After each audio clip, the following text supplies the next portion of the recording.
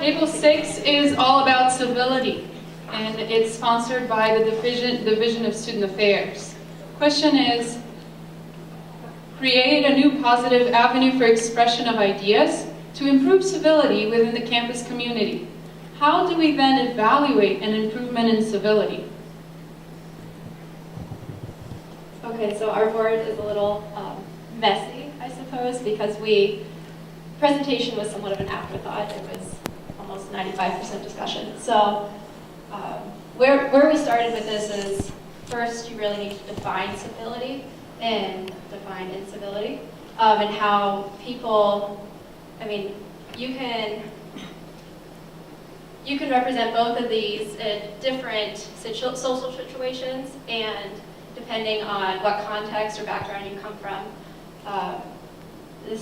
you can be civil in one way and maybe not understand another individual's perspective. And our goal is to try and increase understanding or willingness to understand a different perspective from your own.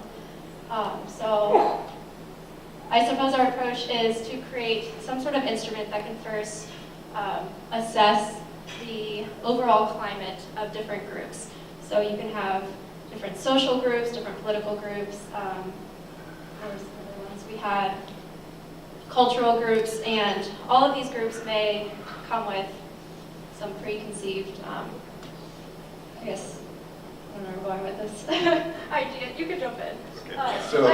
So we thought a general climate assessment in terms of civility, and we turned to the Division of Student Affairs Unlocking Potential, which they define civility.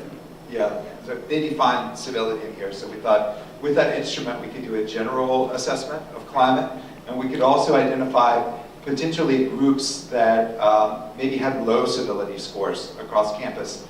The idea is that we would hold a couple of different kinds of sessions that support civil exchange of cultural ideas and of values for the general population, but also among groups where we found those groups expressed sort of low civility scores. We might try to get them involved in some workshops or roundtables to generate ideas about how to increase civility within those groups. So if we found, for instance, that within a particular major, there was sort of a resistance to being open to ideas of other cultures, or open to ideas, that we might try to pull people in from that major and have a roundtable discussion about what kinds of events could we involve your major in that would increase perhaps your exposure to civil dialogue. And then we would use the same instrument that we started with to then measure again the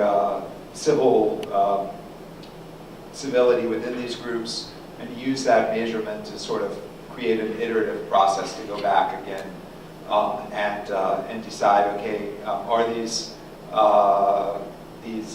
culture nights working? Are these roundtable sessions working?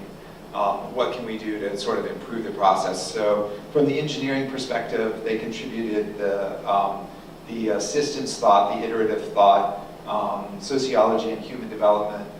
We came up with the idea of a psychometric to measure civility, and computer information systems on our table came up with the idea of data mining and of trying to identify also target groups that may be hard to reach. That is, groups that might not come out to the general events. Thank you.